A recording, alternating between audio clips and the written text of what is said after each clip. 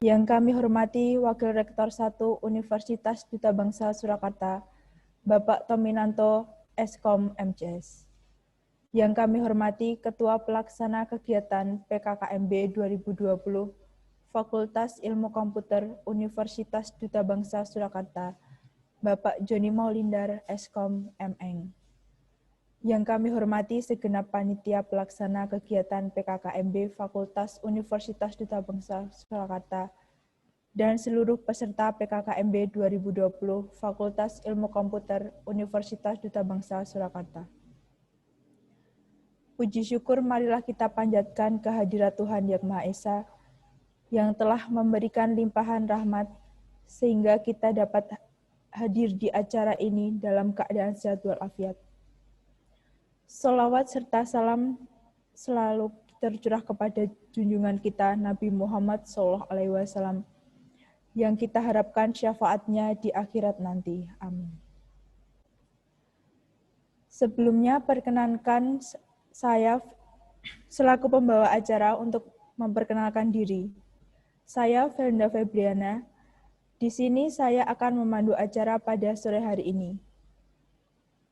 Saya ucapkan selamat datang di acara PKKMB 2020 Fakultas Ilmu Komputer Universitas Duta Bangsa Surakarta dengan tema mewujudkan mahasiswa mandiri, inovatif, visioner, beriman, dan berorientasi global menuju generasi berprestasi.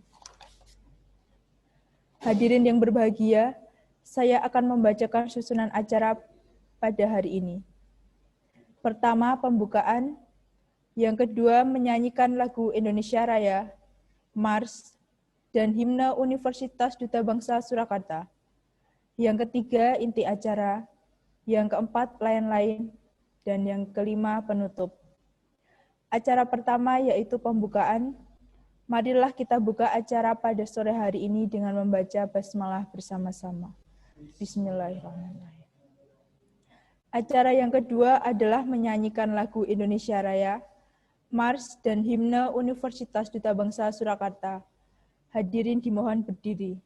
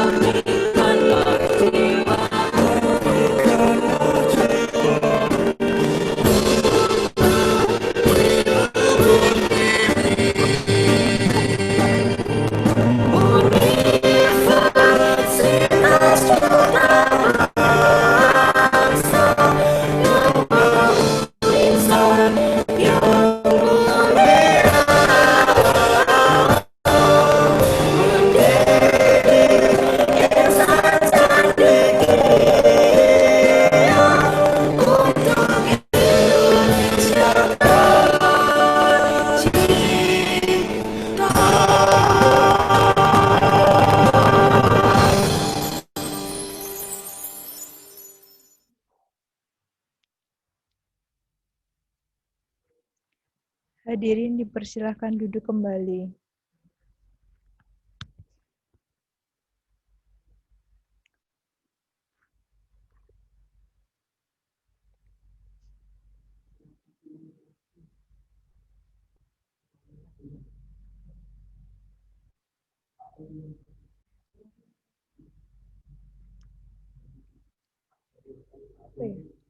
Untuk selanjutnya, ini adalah inti acara yang akan diisi oleh Bapak Rektor dan Wakil Rektor. Namun, mohon maaf, ini Bapak Rektor sedang rapat, mohon ditunggu 5 menit terlebih dahulu. Ini nanti akan diisi oleh Bapak Joni Maulindar selaku Ketua Pelaksana Kegiatan PKKMB tahun 2020 Fakultas Ilmu Komputer Universitas Duta Bangsa Surakarta. Kepada Bapak Joni Maulindar, waktu dan tempat dipersilahkan.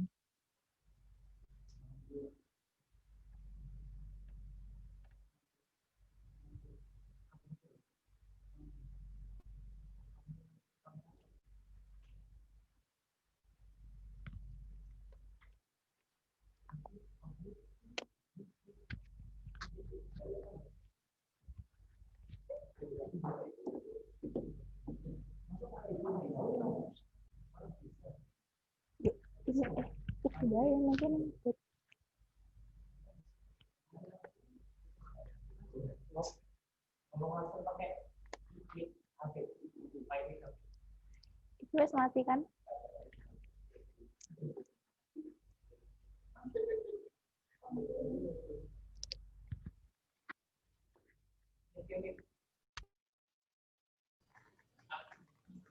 Assalamualaikum warahmatullahi wabarakatuh.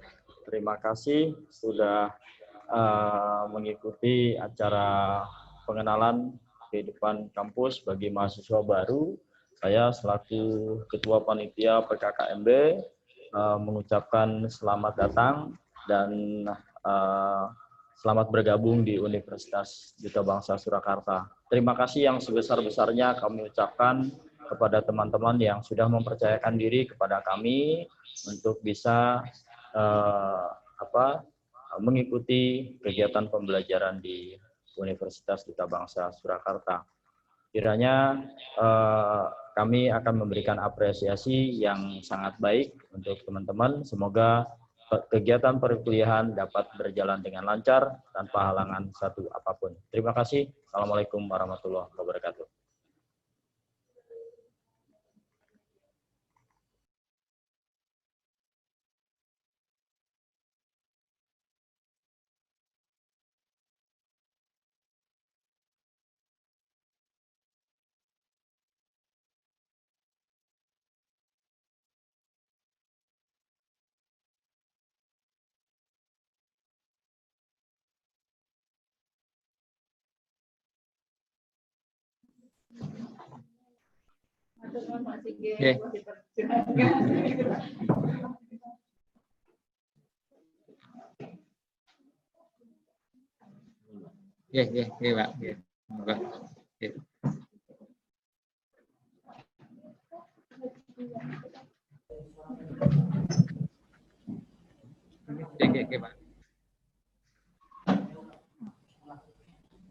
Untuk acara selanjutnya, yaitu acara inti yang akan disampaikan oleh Bapak Rektor Universitas Duta Bangsa Surakarta untuk sekaligus membuka acara dan memberikan pengarahan PKKMB 2020 Fakultas Ilmu Komputer Universitas Duta Bangsa Surakarta kepada Bapak Singgih Purnomo, MM, waktu dan tempat dipersilahkan.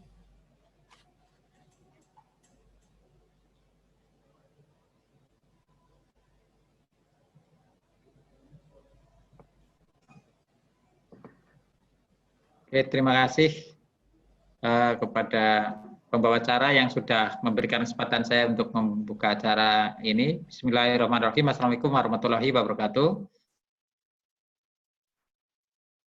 Segenap mahasiswa baru Fakultas Ilmu Komputer Universitas Duta Bangsa, sekali lagi saya ucapkan selamat datang di kampus kita, khususnya bagi kelas B dan C ya, mungkin karena kelas sebelumnya sudah ada acara yang sudah dibuka. Kemarin ada peserta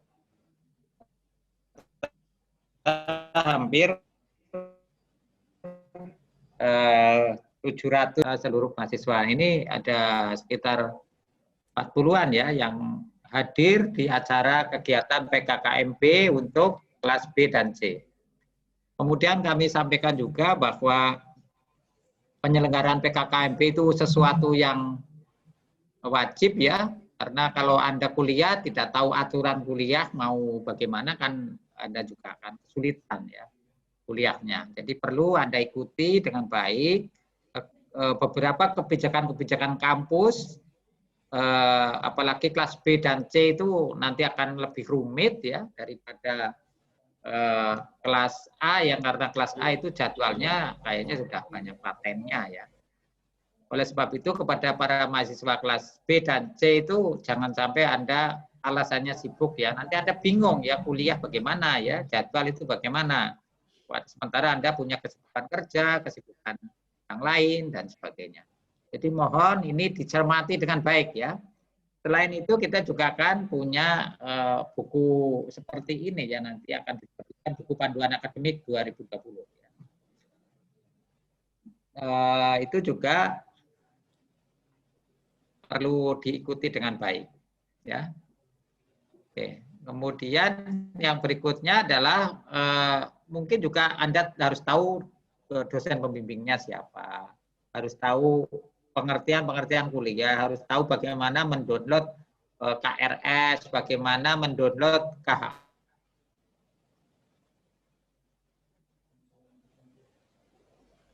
Bagaimana cara pembayaran, bagaimana cara mengerjakan tugas, mengirim tugas, dan lain-lain itu adalah bagian yang tidak terpisahkan dari kuliah ya. Jadi Anda tidak bisa mengatakan saya kuliah tapi tidak tahu caranya. Apalagi kuliah sekarang ini bagian besar adalah kuliah daring ya, yang mungkin tidak bisa diskusi langsung kepada para dosen, pengelola, administrasi dan sebagainya. Jadi Anda harus bisa mengikuti dengan baik ya semua kebijakan-kebijakan kampus. Ya. Iya. Oke, dengar Mbak. Suaranya terdengar? Iya Pak, terdengar Pak. Oke, ya. Jadi mohon ini ya para mahasiswa, meskipun jumlahnya yang kelas sore sebagian kemarin sudah ikut PKKMB, Anda yang kemarin izin karena tidak bisa meninggalkan kegiatan, ini sudah diberi fasilitas oleh kampus ya, khususnya Vkom untuk mengikuti kegiatan PKKMB dengan baik ya. Longgarkan waktu untuk mengikuti sampai selesai di balik kesibukan Anda bekerja ya. Jadi semua yang ada teman-teman Anda itu sudah bekerja juga ya. Kami juga sudah tahu ya kalau Anda sibuk ya. Tapi orang itu harus berubah ya. Kenapa Anda kuliah? Ya, karena Anda harus berubah hidup ini ke arah yang lebih baik ya. Jadi Universitas Duta Bangsa memfasilitasi ini. Bagaimana nanti ke depan Anda mengikuti kuliah, selesai kuliah, nasibnya berubah ya. Nah, ilmunya tambah banyak, mungkin penghasilannya lebih banyak ya, masa depannya lebih baik. Syukur nanti yang cowok-cowok itu mendapat istri yang cantik di kampus ya toh. Kemudian juga nanti mertua yang kaya gitu kan, nah, nasibnya jadi lebih baik ya. Nah, itu gambarannya ya. Jadi senang kan orang kuliah ini, apalagi statusnya mahasiswa itu kan istimewa ya. Nah, jadi orang kan disebut mahasiswa itu orang lain ngeh dulu gitu ya. Wah saya mahasiswa ya. Nah, jadi tolong diikuti dengan baik, jangan menyepelekan hal-hal yang seperti ini. Kan daring, dosen saya tidak tahu. Dekan saya tidak tahu, pembimbing saya tidak tahu, tapi fungsinya sangat banyak ya. Kegiatan ini fungsinya sangat banyak ya. Itu ya dengan bacaan Bismillahirrahmanirrahim acara ini saya nyatakan dibuka dan nanti lanjut dengan materi saya. Oke, nanti sebentar.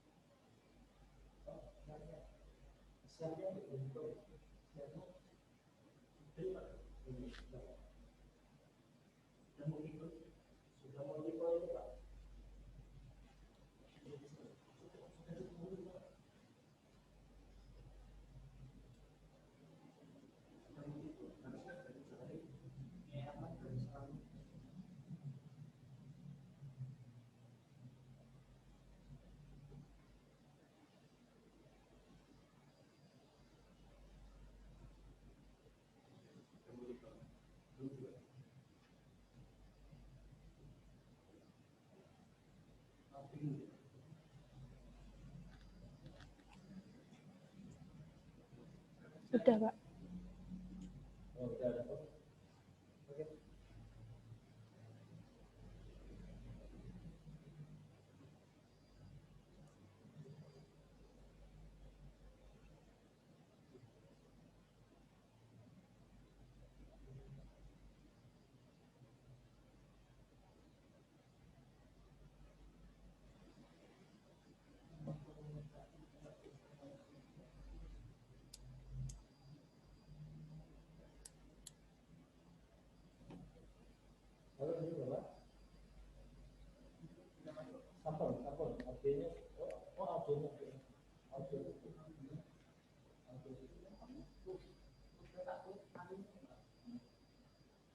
Oke, udah bisa semua Pak Joni? Sudah, Pak. Oke, ya saya mulai ya materi saya.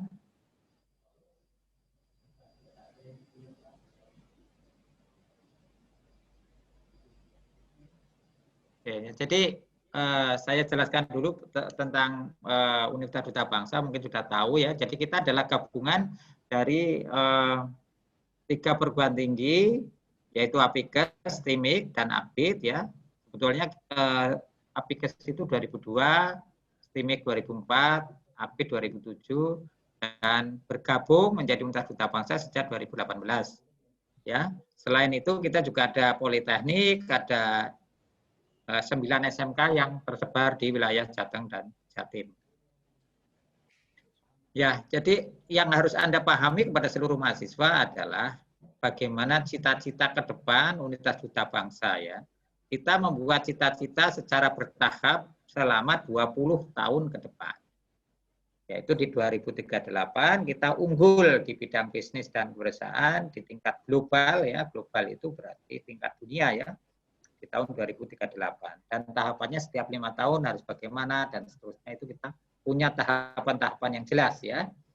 Nah, untuk menjalankan visi atau cita-cita tersebut kita harus melakukan berbagai macam kegiatan yang disebut misi ya, yaitu menyerahkan pendidikan yang berbasis kewirausahaan dan bisnis dalam rangka menyiapkan SDM yang mandiri, inovatif, visioner, beriman dan berorientasi global ya. Jadi Anda dididik kemandirian ya. Jadi kalau Anda sekarang jadi pegawai, ya pegawai yang mandiri, ya pegawai yang bisa menentukan sikap, pegawai yang bisa menentukan agar perusahaan ini sukses. Kalau Anda menjadi wirausaha, ya wirausaha yang punya cita-cita mandiri, ya inovatif, berpikir jauh ke depan, ya visioner, tentu dengan keimanan yang baik, dan ke depan kita berharap Anda juga bisa berorientasi global, menjual produk ke nasional, juga punya teman-teman di wilayah negara-negara lain, ya, maka kita mendidik juga bahasa Inggris, ya. Bahasa Inggris adalah bahasa wajib di kita, ya. Melakukan penelitian inovatif dan kreatif, ya, untuk meningkatkan keunggulan dan daya saing bangsa. Jadi orang sukses itu mesti orang yang inovatif, yang kreatif, ya. Universitas Duta Bangsa yang dulunya akademi berubah menjadi universitas, tentu butuh kreativitas, ya, dari seluruh pihak, dimulai dari rektor seperti saya, dosen, karyawan, ya, dan juga mahasiswa. Ya, mengimplementasikan hasil teknologi dan penelitian yang Anda buat, dosen buat, institusi buat untuk meningkatkan kesejahteraan masyarakat, ya, termasuk kesejahteraan diri sendiri, ya. Jadi kalau kuliah kemudian hasilnya adalah Anda punya gaji yang sama dengan pada saat belum kuliah, Anda rugi karena kuliah, ya, sudah waktunya lama, ada tugas banyak, tapi begitu lulus kuliah kok hasilnya sama, berarti Anda tidak mendapatkan sesuatu, itu ada rugi. Oleh sebab itu, mari kita kuliah sungguh-sungguh, ya, supaya hasilnya melebihi.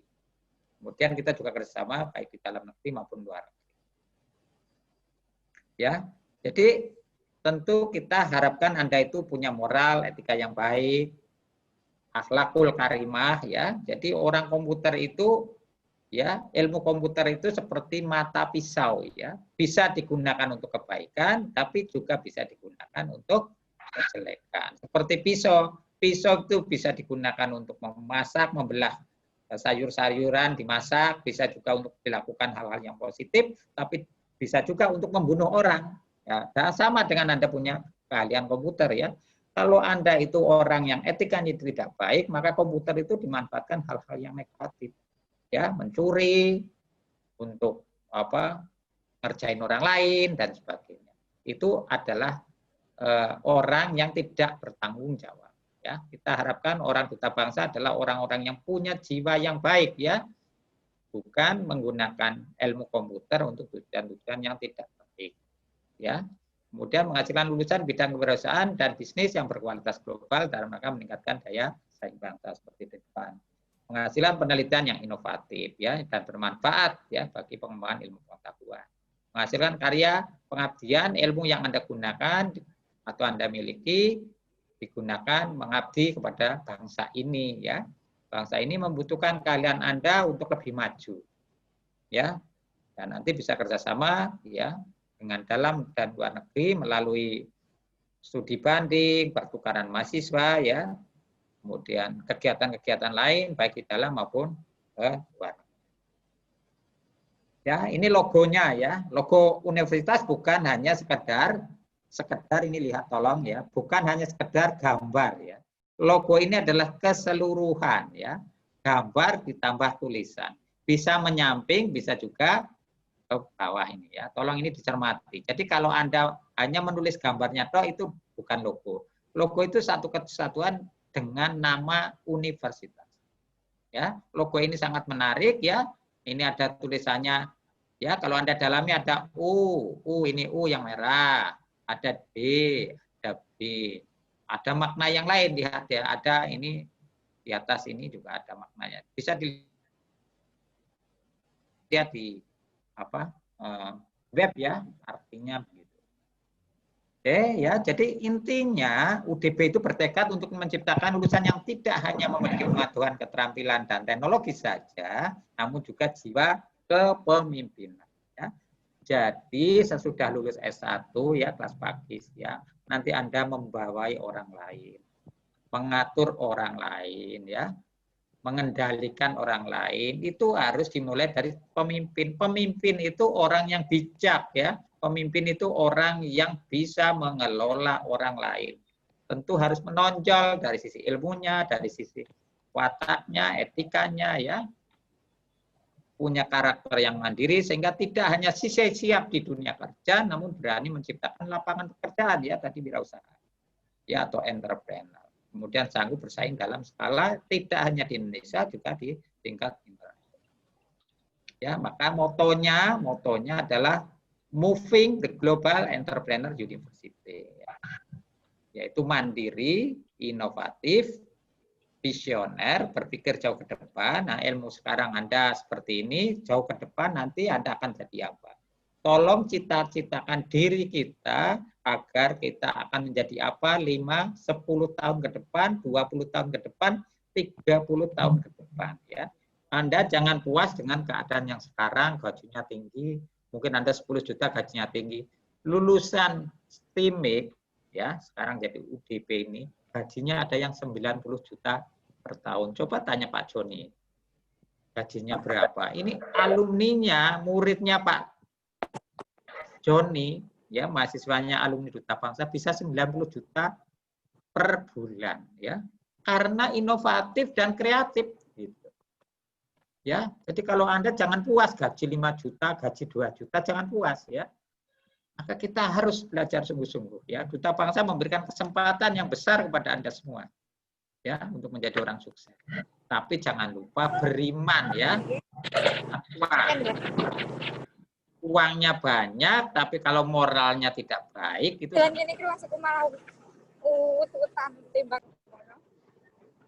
Oke, kemudian berpikir dan berpikir. Ini kira-kira target Anda ke depan, ya. Oke. Jadi bahasa Inggris. Tolong dimatikan, admin, tolong dimatikan. Baik, Pak, sebentar. Sudah, Pak. Monggo dilanjut. Oke. Jadi bahasa Inggrisnya, ya, jangan lupa kalau ingin berorientasi global bahasa Inggrisnya yang baik, ya, kita diukur dengan TOEIC. Kompetensinya nanti diuji, ya. Memiliki usaha awal namanya startup, ya. Nanti bisa untuk menjadi bahan kita untuk menjadi wirausaha. Jangan lupa ikuti seminar-seminar, ya. Kita itu kalau ingin lulus, syarat untuk mendaftar ujian dan wisuda itu minimal 10 sertifikat seminar, ya. Sekarang ini banyak sekali seminar-seminar melalui webinar, silahkan, tidak harus datang ke lokasi apapun dan bayarnya murah-murah. Ikuti, ya, minimal 10, ya. Nah, ikut lomba apa saja, ya, silahkan. Ada lagi ESQ, ini PKKMB juga wajib, ya. Terus ada pertukaran mahasiswa ke luar negeri, ya. Kelas malam juga kemarin ada yang ikut pertukaran mahasiswa ke luar negeri, ya. Memiliki produk kreatif yang bisa gunakan untuk lomba, ya. Lulus tepat waktu, ya. Kalau Anda S1 ya 4 tahun, ya. Kalau transfer ya mungkin lebih cepat, ya. Tapi jangan lupa, ini karena sebagian besar juga beragama Islam, nanti yang agama Kristen lain lagi, harus bisa baca Al-Quran, surat pendek. Kemudian surat pendek itu 22 dengan Al-Baqarah dan ayat kursi. Harus bisa adzan, sholat jenazah, imam sholat. Pertanyaan apa itu sulit, ya.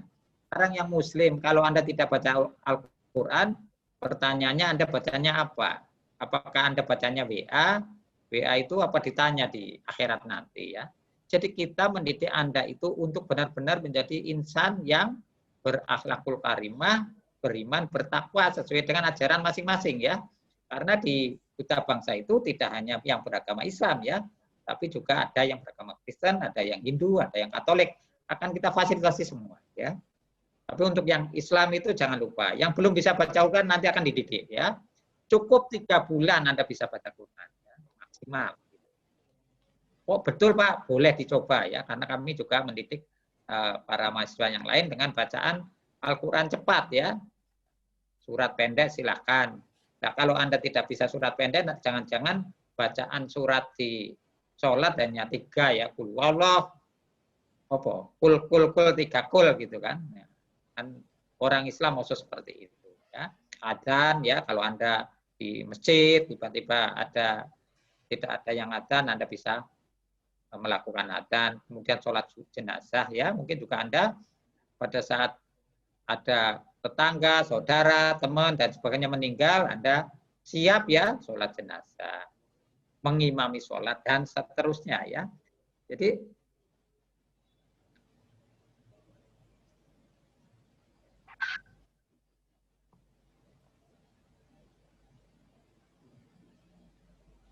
yang beragama lain tentu kita harapkan Kristen Hindu ditetapkan adalah dosen agama. Kita sudah punya penanggung jawab ya, khusus dosen agama Kristen Katolik ya. Hindu juga nanti bisa bekerja sama dengan guru agama Hindu ya. Kemudian ada proposal PKM ya, Anda ikut lomba, jangan lupa ada wajib bisa mars dan himne ya. Karena itu adalah bagian daripada kita mendidik Anda menjadi orang-orang yang siap bekerja dan siap belajar dengan baik. Kemudian ada magang kerja 6 bulan ya, mungkin juga yang kelas sore mungkin kita akan fasilitasi magangnya bagaimana. Kemudian juga ada magang wirausaha ya. Jadi orang wirausaha itu tidak bisa diajarkan 100% di kampus. Misalnya kalau Anda magang melihat orang berwirausaha dari pagi sampai orang tersebut katakanlah sore atau malam dan Anda belajar dari sana, maka Anda ada namanya magang wirausaha. Bagi yang ingin dosen bisa magang untuk penelitian maupun untuk mengajar gitu ya.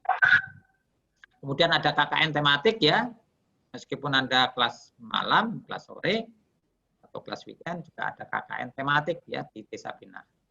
Ini ya kalau Anda berhubungan, ini tadi saya rektor ya, kemudian ada dekan di Fikom ya, ada rektor itu ada pembantu rektor ya, dan sebagainya ada di Jemani sekarang posisinya. Insya Allah ke depan kita akan berpindah ke Nusuan ya. Ada wakil dekan, dekan Nanda yang Fikom itu berarti Pak Wijianto, wakil dekan Ibu Sri Sumarlinda, dan ada Kaprodi yang SI itu Pak Eko Purwanto, dan yang TI itu Pak Joni tadi yang saya sebutkan itu ya. Ada TU, ada koordinator PL, ada laporan dan sebagainya, ada trace studi, ada BAK ya, mungkin Anda akan berhubungan itu semua ya. Oke.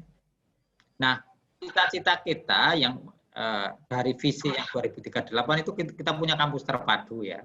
Seperti ini kira-kira, ini kampus di Cina contohnya ya. Masa kita tidak bisa membuat kampus seperti ini? Ya. Jadi kita sudah punya lahan sekarang ini 7 hektar ya. 2 tahun kemudian kita targetnya 10 hektar. Ini kampus ini 300 hektar ya, Anda 300 hektar. Kemudian saya berkunjung ke kampus ini di Nanjing University di China ya. Nah, kita mungkin 2038 targetnya cuma 30 hektar ya. Doakan kita semua bisa merealisasi ya. Tapi tahun 2002 kita akan memulai pembangunan kampus yang terpadu kira-kira dengan luas lahan 10 hektar. Itu cukup luas untuk di Indonesia.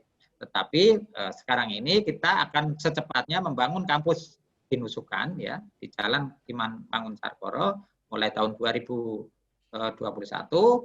Kemudian kita juga membangun hotel, membangun teaching factory ya.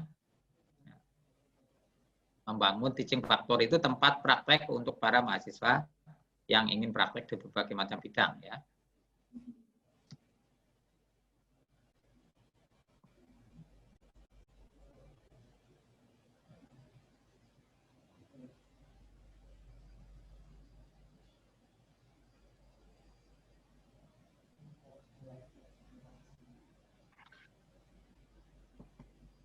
Lebih saya.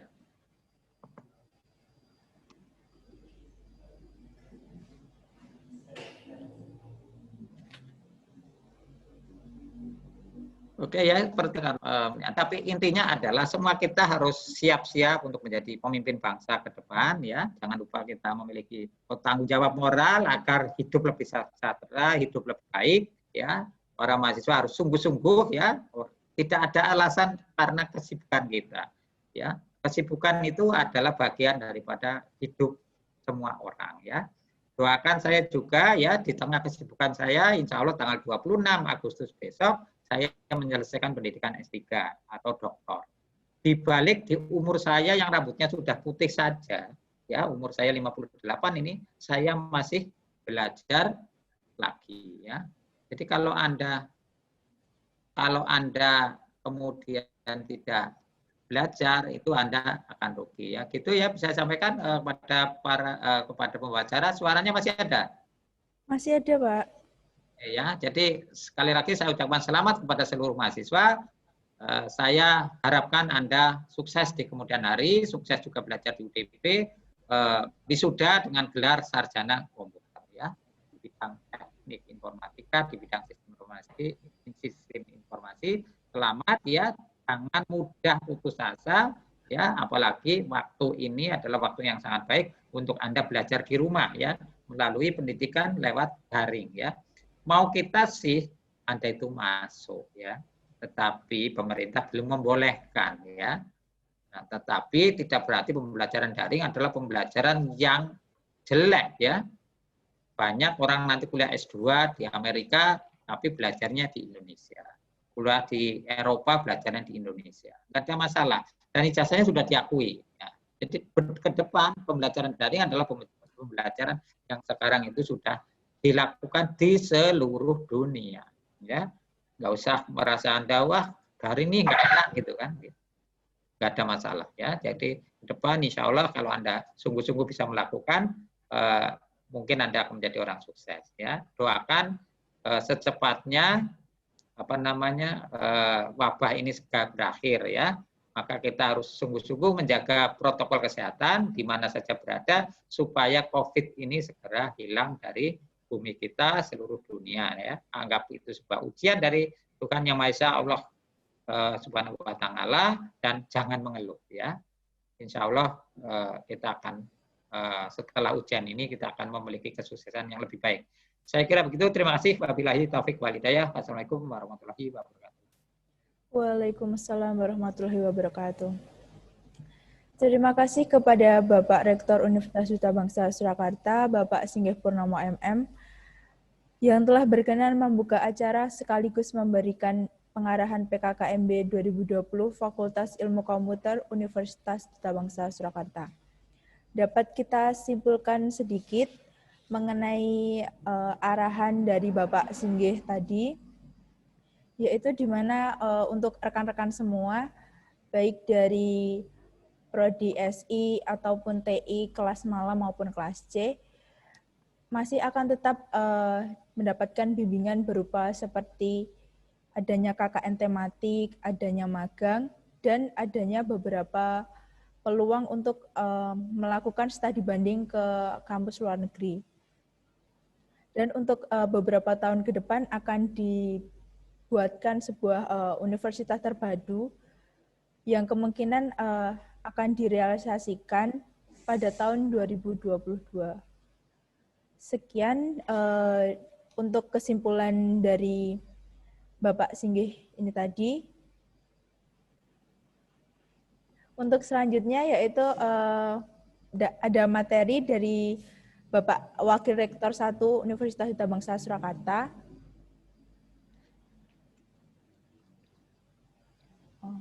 Oh ya, sebelumnya mungkin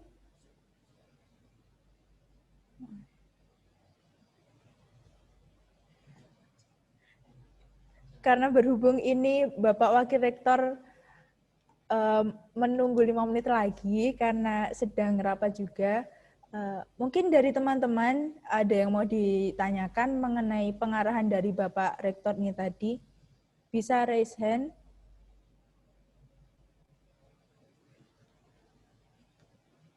Monggo dari teman-teman, mumpung ini ada Pak Rektor langsung yang berkenan untuk bergabung bersama kami sekaligus memberikan materi juga terkait pengarahan PKKMB di Fakultas Ilmu Komputer.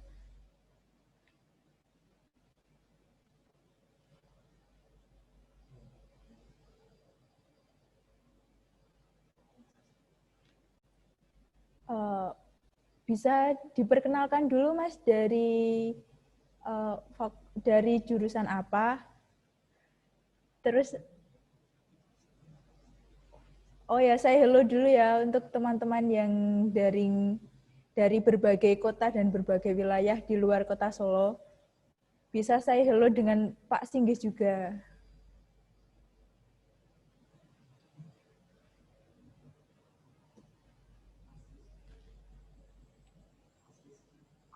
Oh, kepada Mas Rizky.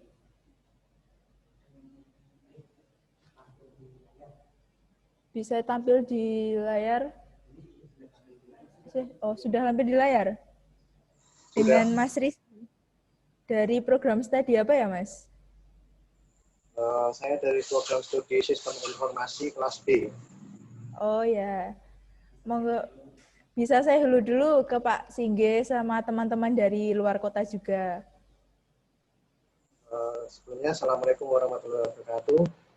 Waalaikumsalam warahmatullahi wabarakatuh. Perkenalkan, nama saya Rizky Saputra.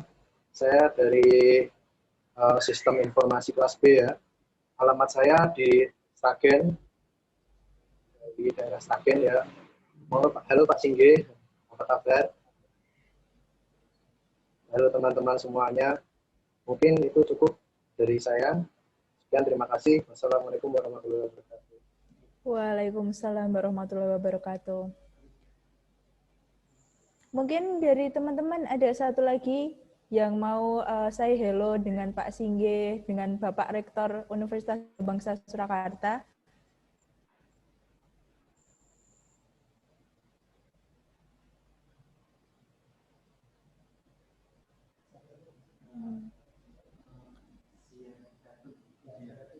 Mbak Zianatul, monggo Mbak perkenalan dulu. Terus saya hello dengan teman-teman dan Pak Rektor. Waalaikumsalam warahmatullahi wabarakatuh. Waalaikumsalam warahmatullahi wabarakatuh. Perkenalkan, nama saya Dada Nafisa, panggilannya Zia, dari Sragen. Saya ambil satu sistem informasi.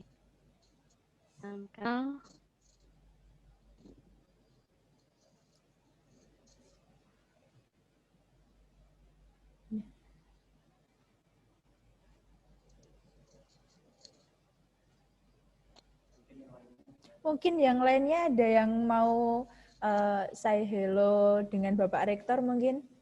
Jarang-jarang ini nanti bisa berjumpa secara daring bersama Bapak Rektor juga.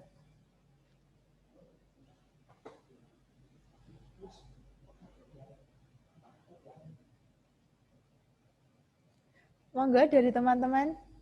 Mungkin yang dari selain kota Sragen bisa raise hand.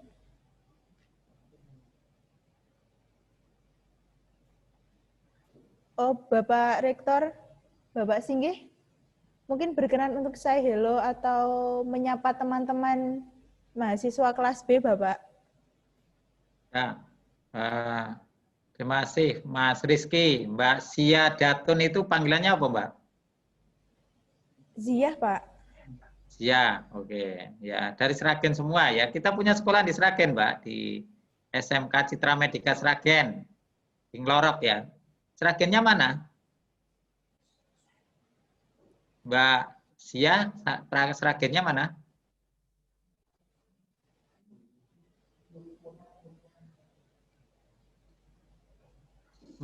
Mas Rizky, Sragen mana? Sragen Kota, Pak. Sragen Kota. Ya. Ya, kebetulan Mas Rizky Sragen mana? Gemolong. Oh ya, jadi kita punya sekolah nih di mana?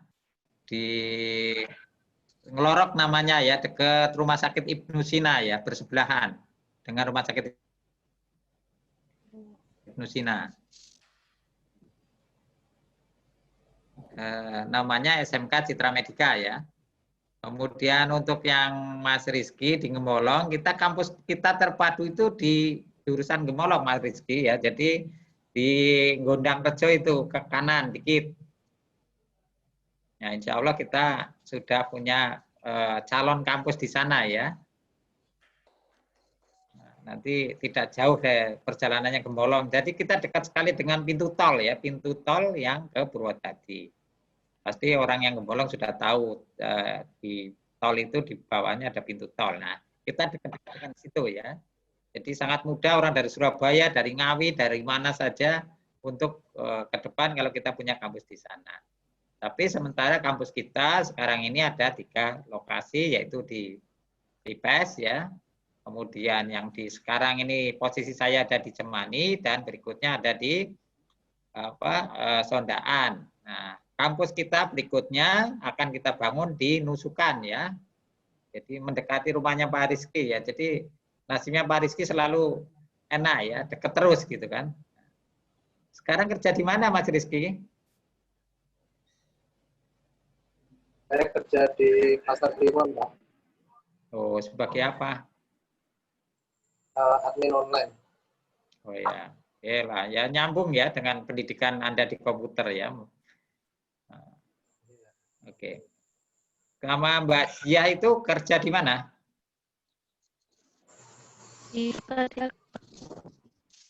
Di Sragen juga. Sebagai apa, Mbak? Gimana? Asras. Sebagai Administrasi. oh, administrasi ya. Jadi nanti administrasinya semuanya berbasis komputer ya.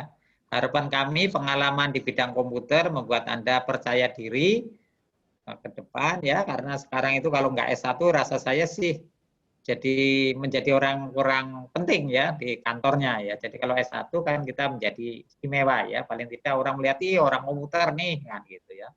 Jadi akan dihargai. Itu pengalaman dari kakak kelas Anda, begitu Anda jadi mahasiswa saja Anda sudah merasa dihormati. Wah, mahasiswa komputer nih kan gitu ya. Jadi orang lain minta tolongnya ke Anda ya, tidak ke yang lain ya.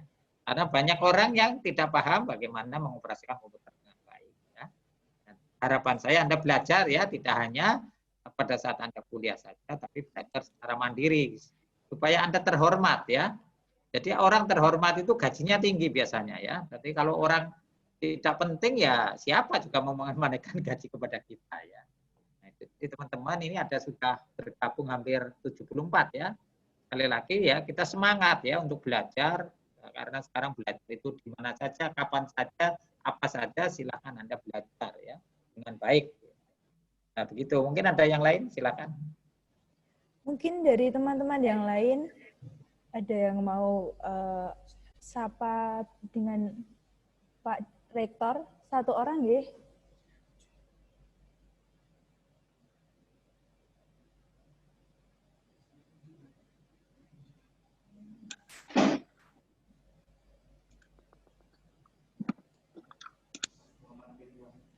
Halo Mas Muhammad Ridwan. Halo, bisa dengar nggih? Bisa, Mbak. Oh ya, bisa perkenalan dulu Mas. Assalamualaikum warahmatullahi wabarakatuh. Waalaikumsalam warahmatullahi wabarakatuh. Kan nama saya Muhammad Ridwan, asal Surakarta, Pak.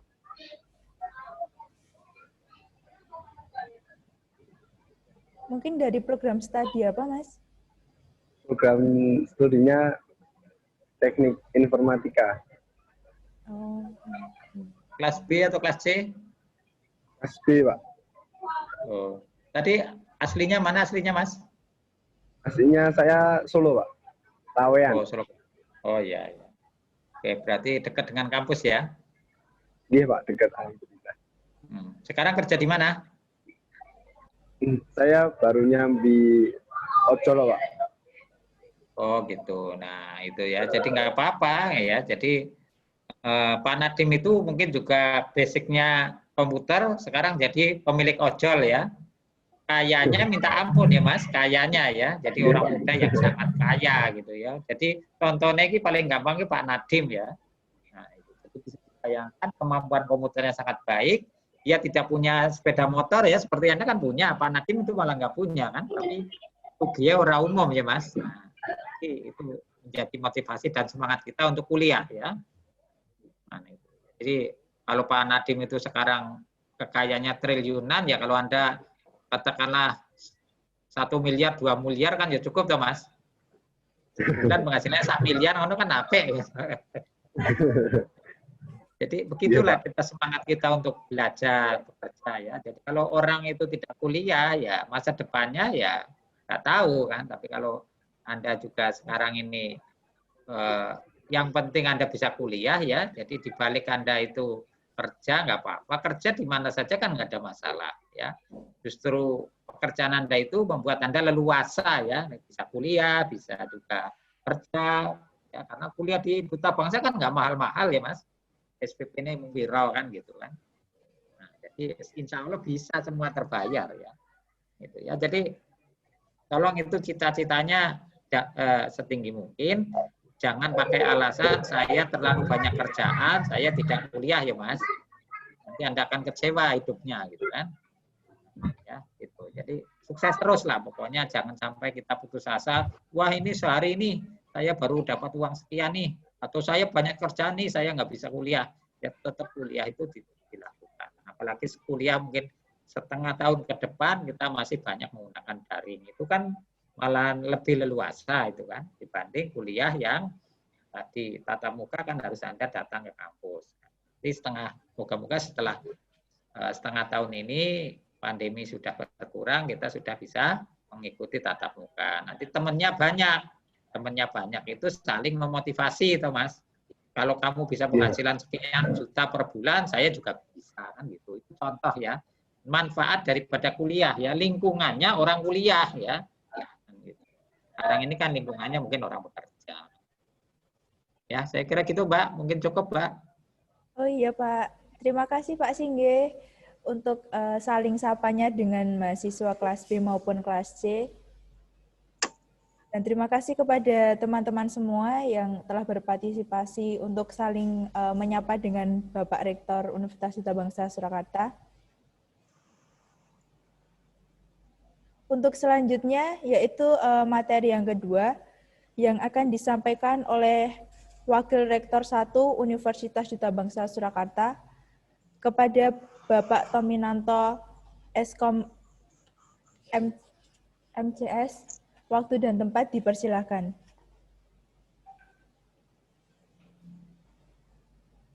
Oke, terima kasih Mbak Moderator ya.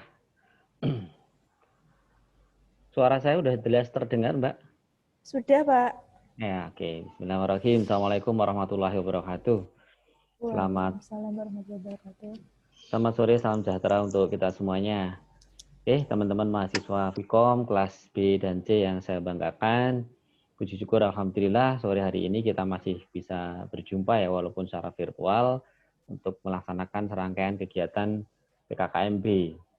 Kegiatan PKKMB ini sifatnya wajib bagi mahasiswa baru karena dalam kegiatan ini nanti banyak sekali ilmu-ilmu, banyak sekali hal-hal yang akan disampaikan oleh tadi sudah diawali oleh Pak Rektor, kemudian dilanjut dengan saya, nanti juga besok atau dan selanjutnya akan ada dari teman-teman fakultas untuk memberikan materi-materi yang berkaitan dengan seputar bagaimana menempuh perkuliahan di Universitas Duta Bangsa.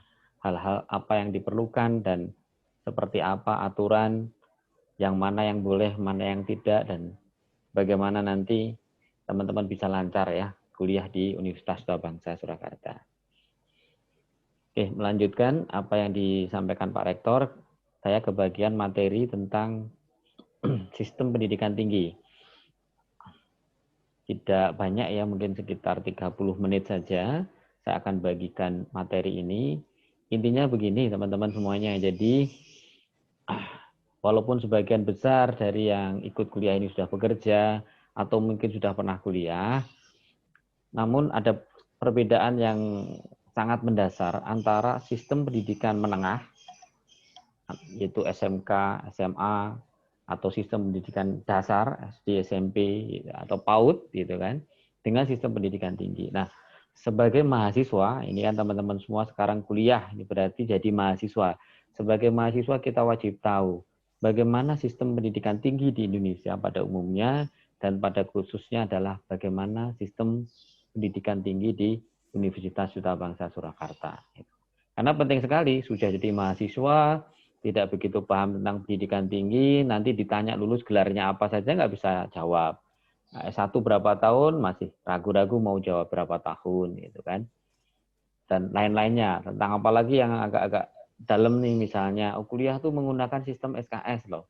SKS itu apa, nggak tahu, dan sebagainya. Nah, ini di kesempatan ini nanti saya akan membahas tentang sistem pendidikan tinggi, dan kalau ada waktu nanti saya akan share juga tentang kurikulum Merdeka Belajar Kampus Merdeka yang terbaru di Universitas Bangsa Surakarta. Saya izin share screen dulu.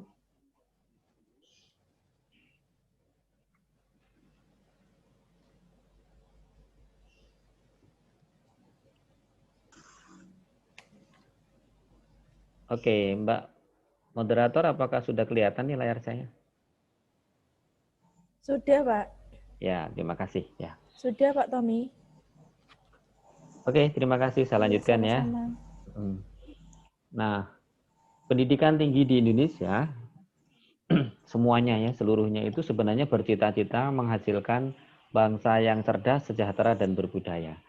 Jadi, teman-teman mahasiswa kelas B dan C, Vkom ini, ya, walaupun sudah bekerja, di tengah-tengah waktu bekerjanya, masih ingin melanjutkan studi, masih punya semangat untuk kuliah, ini sebenarnya dalam rangka juga membantu negara ini mewujudkan menjadi bangsa yang cerdas, sejahtera, dan berbudaya. Tadi sudah disampaikan Pak Rektor, semakin kita memiliki pendidikan yang tinggi, semakin kita berilmu, maka akan semakin banyak terbuka peluang-peluang, akan banyak terbuka lagi kesejahteraan dan sebagainya, kenaikan karir dan sebagainya. Nah, ini yang namanya disebut dengan sejahtera. Ya, cerdas, sejahtera, dan berbudaya ya. Semakin mencintai Indonesia, semakin tahu keberagaman Indonesia dan sebagainya. Ini yang dimaksud dengan cita-cita luhur pendidikan tinggi, yaitu menghasilkan bangsa yang cerdas, sejahtera, dan berbudaya. Perlu kami sampaikan, di pilar sistem pendidikan tinggi, itu ada 3 pilar utama yang besar ya, yang disebut dengan pendidikan, penelitian, dan pengabdian kepada masyarakat, atau kalau di pendidikan tinggi itu disebut Tridharma Perguruan Tinggi. Ini yang sangat membedakan dengan sistem pendidikan yang di bawahnya. Ada pendidikan menengah, pendidikan dasar, bahkan pendidikan sebelum dasar atau istilahnya ada pendidikan usia dini itu ya. Ini yang sangat membedakan. Ya. Di bawah pendidikan tinggi semuanya itu masih berkutat tentang atau hanya membahas masalah bidang satu saja, yaitu bidang pendidikan saja, pengajaran saja, transfer knowledge saja gitu ya. Tetapi kalau pendidikan tinggi itu tidak hanya pendidikan saja, namun ada riset dan juga ada pengabdian kepada masyarakat. Gitu. Nah, sebagai calon sarjana komputer, baik prodinya S1 Teknik Informatika maupun S1 Sistem Informasi, minimal ya, minimal ini paling minimal, dalam kuliah nanti ada 1 kali riset wajib yang harus dilakukan, yaitu penelitian untuk skripsi, gitu ya. Penelitian untuk syarat kelulusan. Itu minimal. Tetapi di aktivitasnya nanti, walaupun Bapak Ibu atau teman-teman ini orang-orang yang bekerja, saya minta masih ada waktunya ya untuk kolaborasi riset dengan dosen. Untuk bisa misalnya saja penelitian-penelitian dengan program pendanaan dari pemerintah. Ya. Banyak sekali teman-teman Vkom yang kelas malam karena pengalaman di lapangannya yang kuat, karena banyak masalah yang sudah ditemukan di masyarakat gitu. Akhirnya program-program hibah penelitian atau disebut dengan PKM untuk mahasiswa, ini program kreativitas kemahasiswaan yang dari Dikti, itu justru banyak yang akses itu teman-teman Vkom itu. Ya. Namun memang perlu menyediakan waktu yang longgar untuk menulis proposal dan sebagainya. Nah, itu adalah kegiatan riset. Jadi kegiatan riset di mahasiswa itu bisa berkolaborasi dengan dosennya, bisa kegiatan riset yang dilakukan oleh mahasiswa dengan timnya, dengan pendanaan dari UDB atau pendanaan dari Dikti, atau pendanaan mandiri oleh teman-teman mahasiswa, gitu kan. Demikian pula ada kegiatan pengabdian kepada masyarakat. Ini biasanya kalau yang paling sering dilakukan adalah pengabdian masyarakat kalau di tingkat mahasiswa itu yang dilakukan oleh atau dimotori oleh teman-teman Ormawa, teman-teman organisasi mahasiswa. Saya berharap juga walaupun di tengah kesibukan dengan semua kuliah di kelas B dan C, masih sempat juga nanti aktif di kegiatan-kegiatan kemahasiswaan kami. Bahkan kami juga kalau misalnya teman-teman semua ini berkenan ini ingin juga berpartisipasi sebagai pengurus, itu akan sangat baik sekali. Jadi akan ikut mewarnai organisasi kemahasiswaan di Vkom pada khususnya atau di Universitas Duta Bangsa pada umumnya. Nah, dari ormawa-ormawa ini nanti banyak sekali ya kegiatan-kegiatan yang kita lakukan sebagai bentuk pengabdian masyarakat. Ada bakti sosial ya, ada kemudian donor darah, ada juga kegiatan-kegiatan sosial penggalangan dana untuk berpartisipasi ketika ada wilayah-wilayah dari negara ini yang terkena bencana alam misalnya. Nah, itu juga bakti sosial. Kemudian juga berpartisipasi dalam pengabdian masyarakat yang berkolaborasi dengan tim dosen. Ya, ketika tim dosen itu punya iptek ya, punya program komputer atau punya temuan-temuan di bidang IT yang itu akan diimplementasikan di masyarakat, menyelesaikan masalah di perusahaan tempat panjenengan bekerja misalnya atau tempat lain, jenengan terlibat ikut dalam tim pengabdian masyarakat, itu juga sangat baik. Jadi banyak sekali nanti kegiatan-kegiatan yang kita bisa lakukan. Intinya teman-teman semuanya di perguruan tinggi kita nggak boleh hanya ikut kuliah saja, tetapi kita juga harus melakukan kegiatan penelitian dan juga kegiatan pengabdian masyarakat. Nah, namun demikian ya kegiatan ini harus berdasarkan harus berdasarkan standar dan peraturan perundangan gitu. Jadi pendidikan tinggi itu memang otonomi ya, beda sama SMA ke bawah yang diatur. SMA ke bawah itu kurikulum saja diatur gitu. Jadi ada kurikulum 2004 ya kan. Kemudian yang terakhir yang tematik gitu, kurikulum 13 dan sebagainya yang sempat ramai ya. Nah, kalau di pendidikan tinggi tidak ya, kurikulum itu otonomi ya. Jadi perguruan tinggi membuat kurikulum bersama dengan asosiasi keilmuan, asosiasi profesi, masukan dari dunia kerja, dunia industri, maka terbuatlah kurikulum. Nah, tetapi pemerintah tetap mengatur ya, ada standar yang harus dipenuhi dan ada peraturan perundangan yang harus diikuti gitu. Otonomi tetapi tetap dalam bingkai bertanggung jawab gitu atau akuntabel namanya begitu. Sebagai contoh misalnya untuk seorang sarjana ya, komputer atau seorang sarjana, semua sarjana di Indonesia, maka kuliahnya itu minimal harus menyelesaikan 144 SKS. Nah, itu namanya standar yang harus dipenuhi oleh perguruan tinggi gitu. Jadi nggak boleh misalnya perguruan tinggi kuliahnya cuma 2 tahun ya dapat 80 SKS lalu tiba-tiba lulus disebut sarjana, maka ijazahnya itu bodong ya. Ijazah yang tidak sah, ijazah yang ilegal gitu. Nah, jadi ada standar, ada peraturan perundang-undangan yang ini membingkai kegiatan utama di pendidikan tinggi, yaitu pendidikan, penelitian, dan pengabdian masyarakat yang didasari oleh asas-asas pendidikan tinggi dan lain-lainnya, sehingga akan mewujudkan ya bangsa yang cerdas, sejahtera, dan berbudaya. Kira-kira seperti itu konsep struktur atau konstruksi pendidikan tinggi di Indonesia. Saya lanjutkan ya. Oke, slide berikutnya ini adalah Bapak, Ibu, dan teman-teman semuanya, kelas B dan C, Vkom. Di Indonesia ini telah ada keputusan tentang kerangka kualifikasi nasional Indonesia. Nah, kerangka kualifikasi ini sederhananya adalah profesionalisme, kompetensi, dan pengalaman kerja seseorang itu diberi tingkatan atau diberi leveling. Gitu. Nah, tingkatan atau levelnya itu ada 9 level. Gitu. Nah, untuk meraih 9 level ini, ya, itu bisa dilakukan dengan pendidikan formal. Yang sekarang sedang panjenengan semua lakukan ini ya. Ya. Sudah bekerja masih lulusan SMA atau D1 atau D2 atau sudah lulus D3 tetapi saya ingin kuliah lagi S1. Nah, itu namanya ingin menaikkan level KKNI ya dengan cara kuliah. Ingin menaikkan level kompetensi profesionalismenya dengan cara pendidikan formal atau kuliah yang sini. Tetapi sebenarnya ada juga peluang-peluang untuk menaikkan level ya ke level yang lebih tinggi melalui jalur-jalur yang lain. Tetapi itu sangat kecil sekali kemungkinannya, kemudian juga pengakuannya itu kadang-kadang yang sangat sulit di masyarakat. Nah, sebagai contoh misalnya kalau dalang itu misalnya Ki Anom Suroto gitu ya.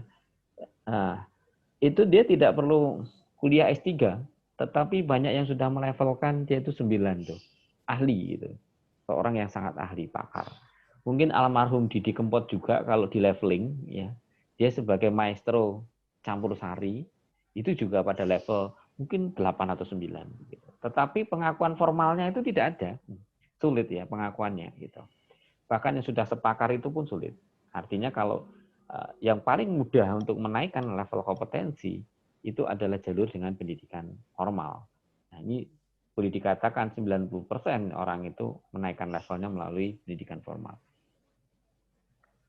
Nah, ini saya perlu sampaikan dalam pendidikan tinggi, ya, ini yang disebut dengan level KKNI tadi, level kompetensi ya, seseorang, kualifikasi itu termasuk kompetensi, profesionalisme dan lain-lainnya di Indonesia itu dilevelkan sampai 9. Nah, untuk lulusan SMA itu di level 2. SMK, SMA itu level 2. Jika penjenengan posisi yang sekarang adalah lulusan SMA, berarti level 2. Kalau D1 level 3, D2 level 4, D3 level 5, D4 dan sarjana ini level 6. Nah, ini kan sedang kuliah S1, teknik informatika dan sistem informasi. Berarti kita ini lagi berjuang untuk menaikkan kompetensi. Kalau dari SMA, berarti naik sekian kompetensinya. Naik sekian kualifikasinya, gitu ya. 3, 4, 5, 6. Wah, luar biasa sekali. Jadi nanti ya sekitar 4 tahun, 3,5 sampai 4 tahun itu bisa sarjana, maka kita akan naik sampai ke level 6. Gitu. Kemudian pendidikan tinggi di Indonesia itu dibagi menjadi 2 ya sebenarnya. Ada pendidikan tinggi yang berbasis keilmuan, yaitu pendidikan tinggi sarjana, S1, S2, S3, ya, atau ini disebut dengan pendidikan akademik, gitu. Yang sebelah sini, ini adalah pendidikan untuk jalur vokasi atau jalur pengembangan keahlian.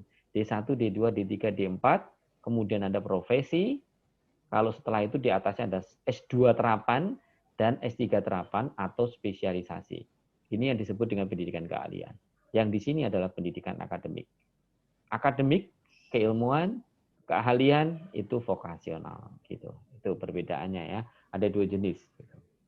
Nah, mungkin ada pertanyaan, apakah selalu orang kuliah itu sejalur dengan ini atau linear dengan ini? Idealnya begitu. Tetapi undang-undang kita, undang-undang Dikti, undang-undang pendidikan tinggi di Indonesia itu memberi kelonggaran gitu. Bahkan membebaskan seseorang itu sesuai dengan minat dan bakatnya untuk masuk ke jalur yang mana. Bahkan berpindah jalur pun itu diperbolehkan. Jadi misalnya yang sekarang ada misalnya transfer dari D3. Saya itu dari D3 komputer kampus X. Saya pengen melanjutkan S1 ke Universitas Bangsa. Boleh gitu.